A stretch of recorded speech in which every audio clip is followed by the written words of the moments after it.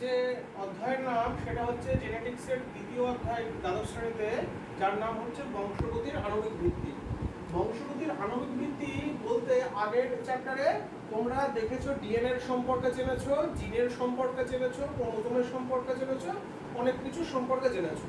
কিন্তু সেই ডিএনএ বলো, ক্রোমোজোম বলো, জিন বলো, সেই জিনিসটায় তার পরের প্রজন্মে সঞ্চারিত হচ্ছে কিনা তার কোনো পরীক্ষালব্ধ প্রমাণ তোমরা পাওনি। সেই পরীক্ষালব্ধ প্রমাণ পাওয়ার জন্য গ্রিফিথ নামে একজন ছিল। কি নাম বললাম? গ্রিফিথ। গ্রিফিথ কি করলো? গ্রিফিথ ট্রান্সফরমেশন পরীক্ষা করলো। ট্রান্সফরমেশন, তাহলে গ্রিফিথ ট্রান্সফরমেশন পরীক্ষাটা কেন করলো?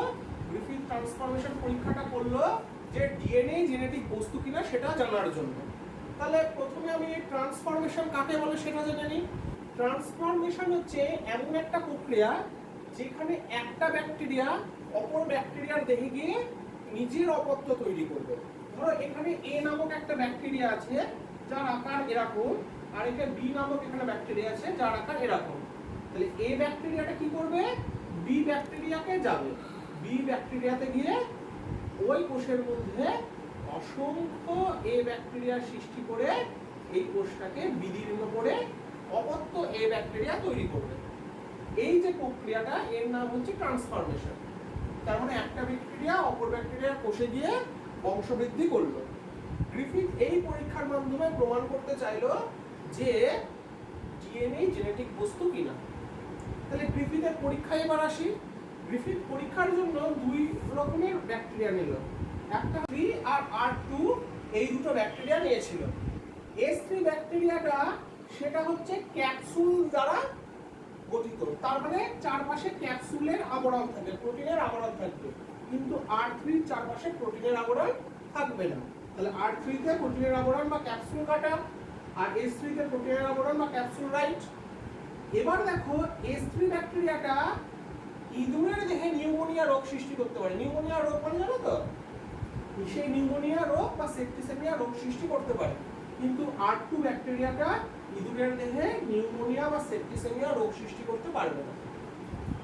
তাহলে S3 নিউমোনিয়া রোগ সৃষ্টি করতে পারবে, R2 রোগ সৃষ্টি করতে পারবে? পারবে না।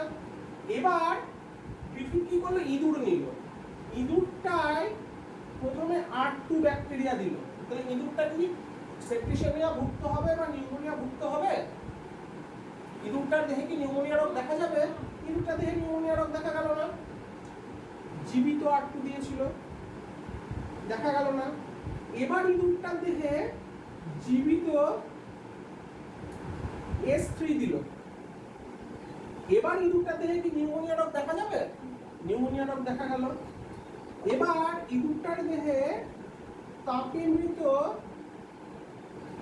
S3 দিল, ইঁদুরটা দেহে কি আর নিউমোনিয়া রোগ দেখা যাবে?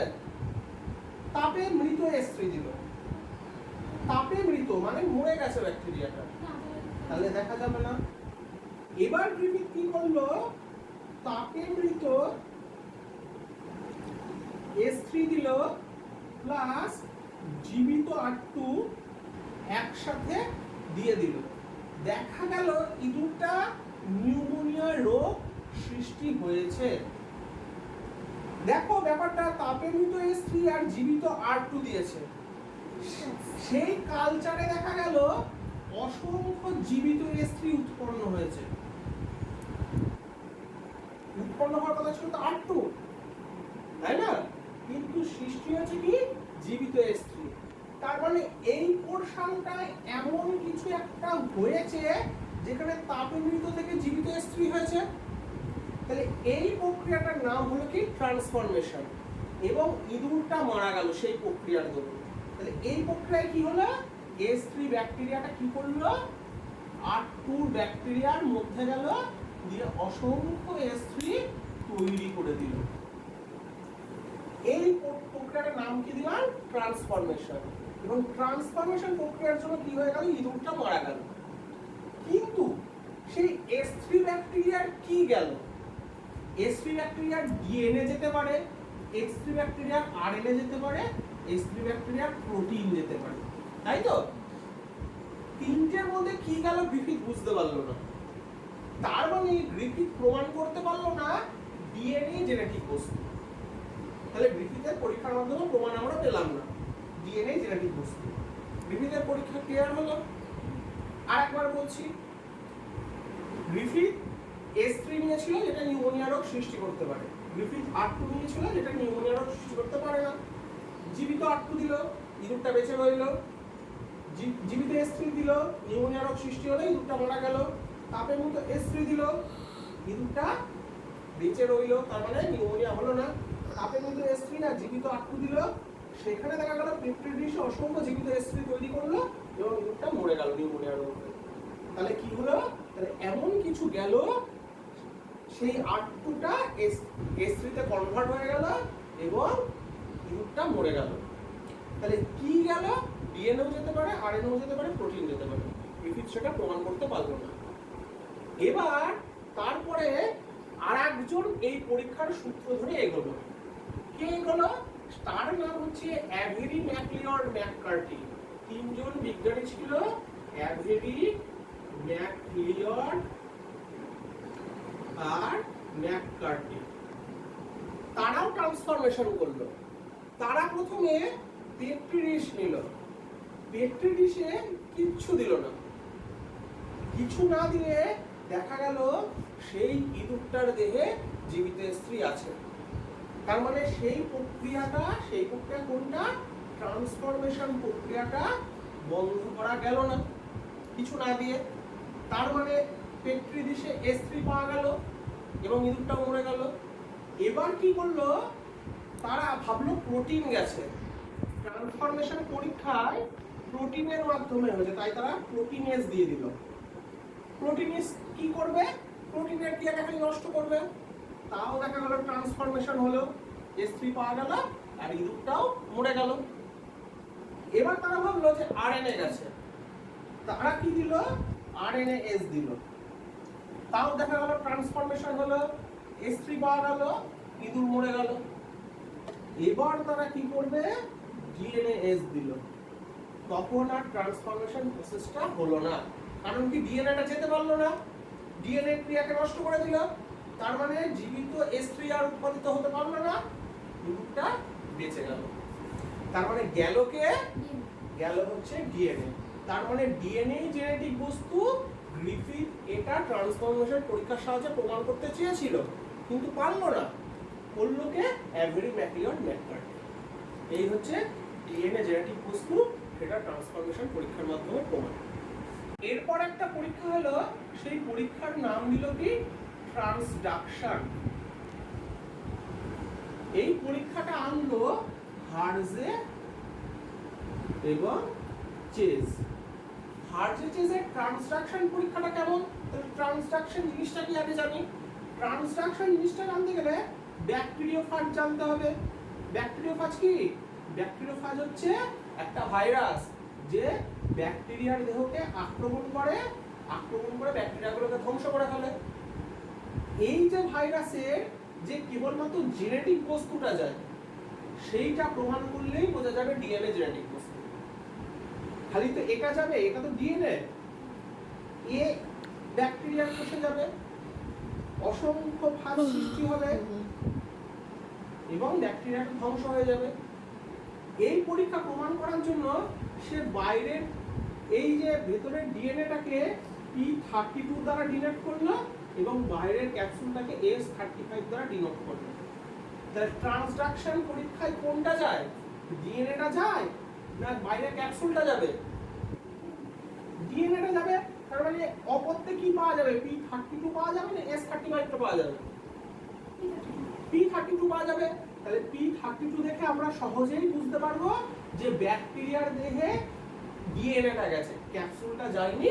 সুতরাং পরীক্ষায় প্রমাণিত হলো ডিএনএ জেনেটিক বস্তু। কারণ P32 S35 দুটোই তেজস্ক্রিয় এবং যদি যায় তাহলে তেজস্ক্রিয়তা অবশ্যই প্রমাণ হবে। সেই তেজস্ক্রিয়তার প্রমাণ S35 এর ক্ষেত্রে পাওয়া গেল না। পাওয়া গেল কার ক্ষেত্রে? P32 এর ক্ষেত্রে। P32 কার সঙ্গে অ্যাটাচ ছিল? ডিএনএ এর ক্ষেত্রে। তার মানে প্রমাণিত হলো ডিএনএই গেছে, যেহেতু P32 শেষে পাওয়া গেল। তার জন্য হার্জে-চেজের ট্রান্সডাকশন পরীক্ষার সাহায্যে সহজেই প্রমাণিত হয়ে গেল যে ডিএনএ জেনেটিক বস্তু। ক্লিয়ার হয়েছে ট্রান্সডাকশন? আচ্ছা, আর যে তোমাদের পার্টটা আছে সেটা হচ্ছে ডিএনএ এর গঠন। ডিএনএ এর গঠন তোমরা 11 এও পড়েছো, তোমরা ক্লাস 10 এও পড়েছো, একবার ছোট করে দেখিয়ে দিই। ডিএনএ মানে দ্বিতন্ত্রী, তাই তো? এটা হচ্ছে কার মতবাদ? ওয়াটসন আর ক্রিকের মতবাদ। ডিএনএ তাহলে দ্বিতন্ত্রী হয়ে গেল। ডিএনএ অথবা রেখাকারও হতে পারে। দ্বিতন্ত্রী কোনগুলো? যেগুলো ডিএস ডবল স্ট্র্যান্ড। রেখাকার কোনগুলো? যেগুলো সিঙ্গেল স্ট্র্যান্ড। আচ্ছা, এই যে ব্যাসটা হচ্ছে 20 অ্যাংস্ট্রম। ক্লিয়ার? আচ্ছা, এখান থেকে এই দূরত্ব 34 অ্যাংস্ট্রম। এই দূরত্বে কটা বেস পেয়ার থাকে? 10টা বেস পেয়ার থাকে। প্রতি বেস পেয়ারের দূরত্ব তাহলে 34/10 = 3.4 অ্যাংস্ট্রম। বেস পেয়ার মানে A double bond T, G triple bond C। এখানে A আর G = পিউরিন, T আর C = পিরিমিডিন। ক্লিয়ার? এখানে দুই প্রকার খাঁজ দেখা যায়। ছোট যে খাঁজগুলো তাকে বলা হয় মাইনর গ্রুভ, আর বড় যে খাঁজগুলো তাকে বলা হয় মেজর গ্রুভ। ক্লিয়ার? আর এখানে আরেকটা সূত্র আছে, সবথেকে ইম্পর্টেন্ট সূত্র, চারগফের ইকুইভ্যালেন্ট সূত্র। চারগফ বলছে amount of purine = amount of pyrimidine.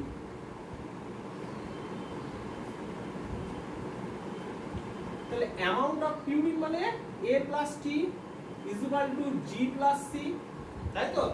বা A = G, T = C। পরীক্ষায় কোশ্চেন আসে, যদি থাইমিন তোমার 21% থাকে তাহলে গুয়ানিন কত থাকে? গুয়ানিন কত? এটা বার করা খুব সহজ।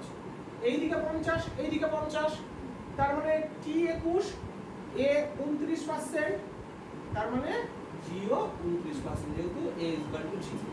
তাহলে এটা হচ্ছে চার গফের ইকুইভ্যালেন্সের সূত্র। আর এটা হচ্ছে ডিএনএ এর গঠন। মনে রাখতে হবে সবকটা ডিএনএ দক্ষিণাবর্তী, সব মানে ডান দিকে কর্নার নেবে, মানে ঘড়ির কাঁটার দিকে ঘুরবে। একমাত্র বামাবর্ত ডিএনএ হচ্ছে জেড ডিএনএ। এইটুকুনি খালি মাথায় রাখবে। আর একটা জিনিস মাথায় রাখতে হবে যে বি ডিএনএ আছে মানুষের শরীরে সবথেকে বেশি থাকে।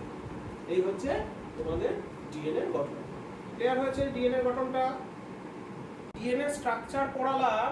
ডিএনএ স্ট্রাকচারে ডিএনএ কে, অ্যামাউন্ট অফ ডিএনএ কে সি দ্বারা প্রকাশ করা হয়। তার জন্য একটা জিনোমে যে পরিমাণ ডিএনএ থাকে, জিনোম মানে জানো তার আগের চ্যাপ্টারে পড়িয়েছি, জিনোমটা কি? হ্যাপ্লয়েড সেট সংখ্যক ক্রোমোজোমে যে কতগুলো জিন অবস্থিত তার সংখ্যাকে জিনোম বলে। সেই জিনোমে যত পরিমাণ ডিএনএ থাকে তাকে বলা হয় সি ভ্যালু। নরমাল অবস্থায় উন্নত জীবদেহের সি ভ্যালু বেশি, অনুন্নত জীবদেহের সি ভ্যালু কম, অ্যামাউন্ট অফ ডিএনএ কম, এটা হিসাব। কিন্তু ব্যতিক্রমের ক্ষেত্রে লক্ষ্য করা যায় যে উন্নত জীবদেহের সি ভ্যালুটা অনুন্নত জীবদেহের থেকে অনেক কম। সেই ব্যতিক্রমগুলোকে বলা হয় সি ভ্যালু প্যারাডক্স। তাহলে সি ভ্যালু প্যারাডক্সটা কি? সি ভ্যালু প্যারাডক্স হচ্ছে এই ক্ষেত্রে দেখা যাচ্ছে অনুন্নত জীবদেহের সি ভ্যালুটা বেশি হয়ে যাচ্ছে উন্নত জীবদেহের থেকে। ক্লিয়ার? আচ্ছা, এরপরে যে টপিকটা আসছি সেটা হচ্ছে আরএনএ। আমাদের তিন প্রকার নন জেনেটিক আরএনএ এর গঠন ও কাজ আছে।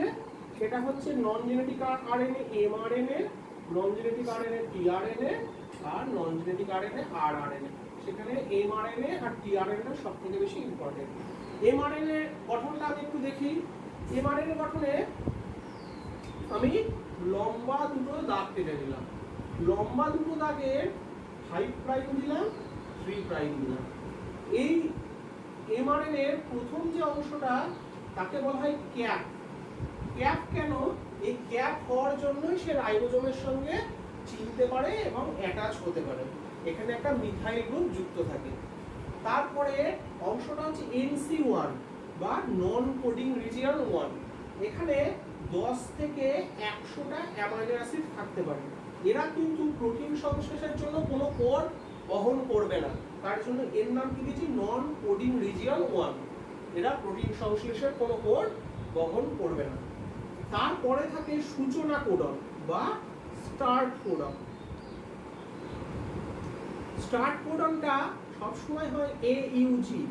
AUG মানে হচ্ছে মিথিওনিন, এটা একটা অ্যামিনো অ্যাসিডের সংকেত।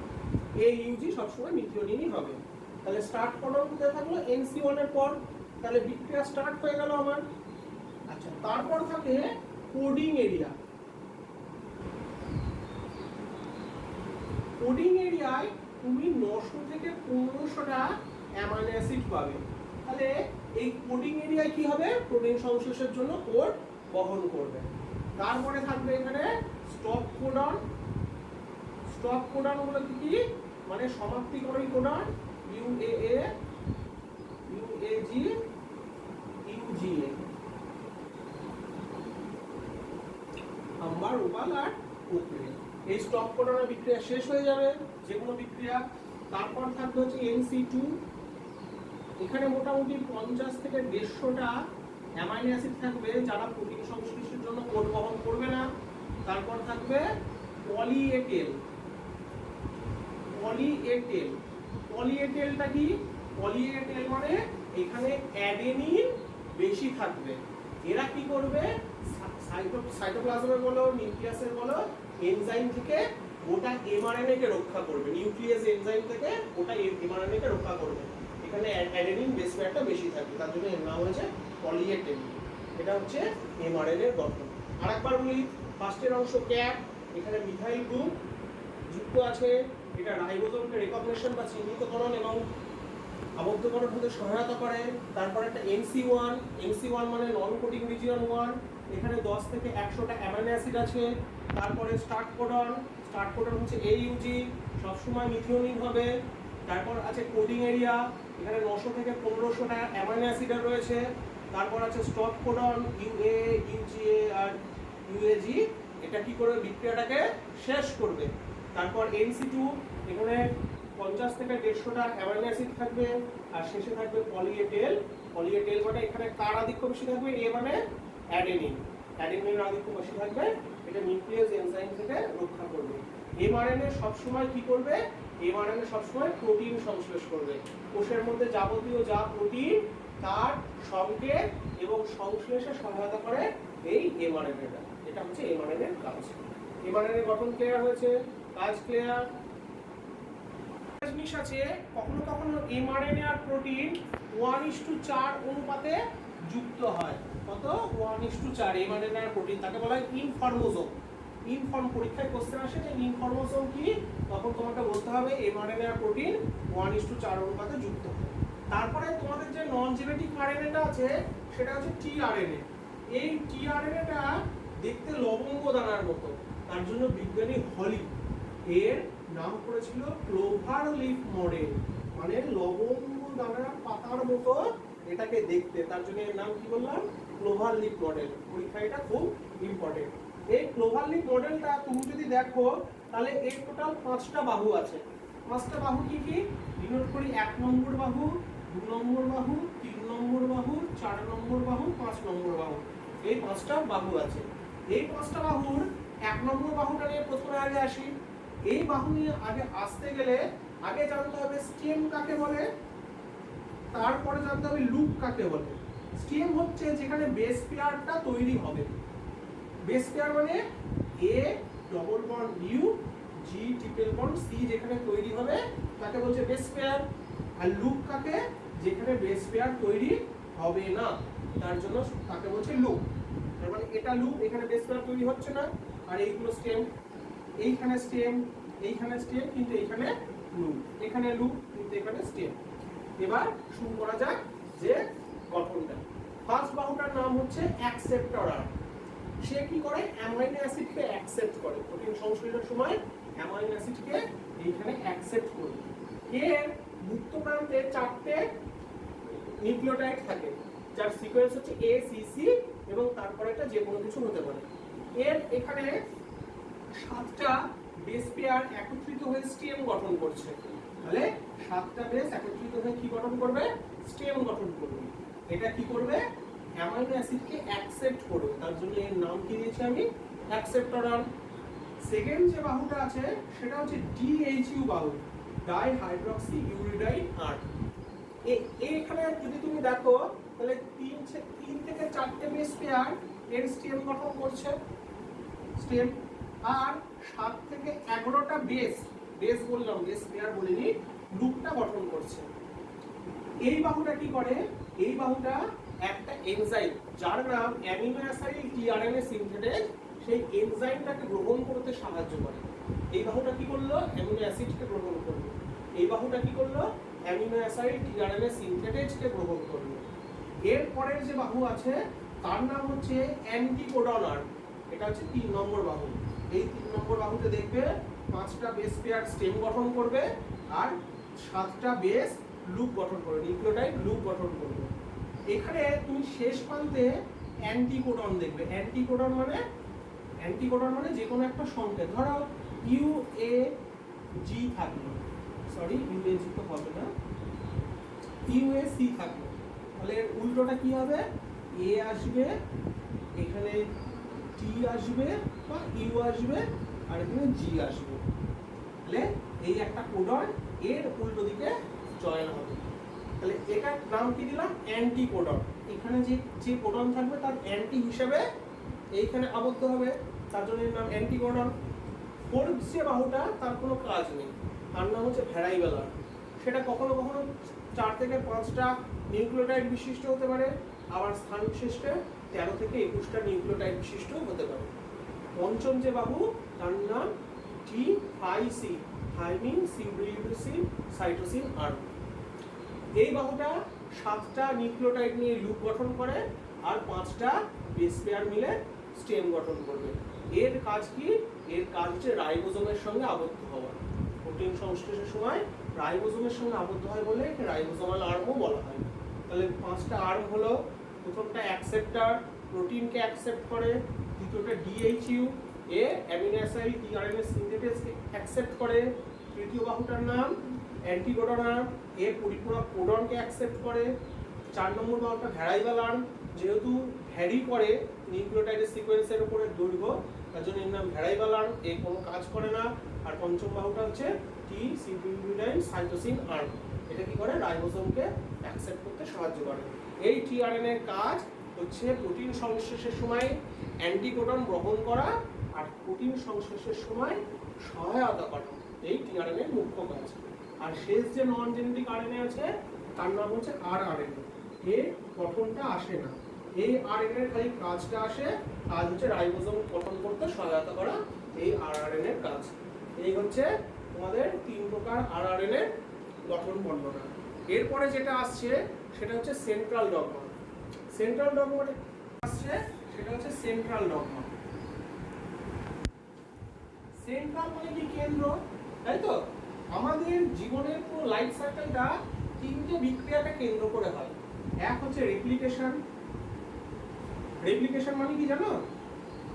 রেপ্লিকেশন মানে হচ্ছে ডিএনএ টু ডিএনএ। সেকেন্ড হচ্ছে ট্রান্সক্রিপশন।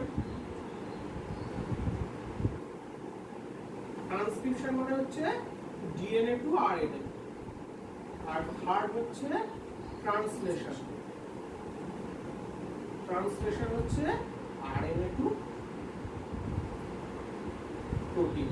তাহলে আমাদের জীবনের সামগ্রিক বিক্রিয়া এই 3টেকে কেন্দ্র করে হয়, রেপ্লিকেশন, ট্রান্সক্রিপশন আর ট্রান্সলেশন। এই 3টে বিক্রিয়াকে একত্রে বলা হয় সেন্ট্রাল ডগমা। ক্লিয়ার? কখনো কখনো দেখা যায় এর ঠিক উল্টোটা, অর্থাৎ আরএনএ থেকে ডিএনএও দেখা যায়। আমরা তো ডিএনএ টু আরএনএ জানলাম, ট্রান্সক্রিপশন। আরএনএ টু ডিএনএ এই বিক্রিয়াটার নাম হচ্ছে রিভার্স ট্রান্সক্রিপশন। এটা কতিপয় ভাইরাসের দেখে দেখা যায়, যেমন এইচআইভি ভাইরাসের ক্ষেত্রে দেখা যায়, যেমন করোনা ভাইরাসের ক্ষেত্রে দেখা যায়। এটা বিজ্ঞানী টেনিন প্রথম আবিষ্কার করেছিল বলে এর নাম হচ্ছে টেমিনিজম। নামটা কি হবে? টেমিনিজম। তাহলে টেমিনিজম কি? রিভার্স ট্রান্সক্রিপশন প্রসেসটা বিজ্ঞানী টেনিন প্রথম আবিষ্কার করেছিল বলে একে বলা হয় টেমিনিজম। এরপরে তোমাদের আরেকটা যেটা আছে সেটা হচ্ছে ডিএনএ প্যাকেজিং। ডিএনএ প্যাকেজিংটা কি? প্যাকেজিং করার অর্থ হচ্ছে সারা জায়গার ছড়ানো জিনিসকে এক জায়গায় আনা, তাই তো? আমাদের জামা কাপড় থাকে, খাবার জিনিস থাকে, ওষুধপত্র থাকে, সব আমরা ট্রাভেল করার আগে এক জায়গায় নিয়ে আসি। ডিএনএ প্যাকেজিংটাও ঠিক তাই। আমরা যদি সমস্ত কোষের ডিএনএ কে বাইরে বার করি এবং লম্বা করে রাখি, তাহলে তার দৈর্ঘ্য কয়েক কিলোমিটার হয়ে যাবে। কয়েক কিলোমিটার যে আমাদের দেহ তো মাত্র কয়েক ফুট, তাকে কয়েক ফুটের মধ্যে তারপরে তাকে আরো সংকলন করতে হবে। সেই সংকলনের মাত্রা বা অনুপাত হচ্ছে 10,000:1, মানে 10,000 মিটার লম্বা ডিএনএ কে 1 মিটারে আনতে হবে, এমন একটা প্রসেস। মানে আমি বলছি না যে 10,000 মিটার, কিন্তু 10,000:1 অনুপাতে ডিএনএ কে প্যাকেট মানে সংকলন করার যে পদ্ধতি, তাকেই বলা হয় ডিএনএ প্যাকেজিং। আর এর মাত্রা কত বললাম? 10,000:1। এই হচ্ছে তোমাদের রেপ্লিকেশনের আগে অবধি পড়া।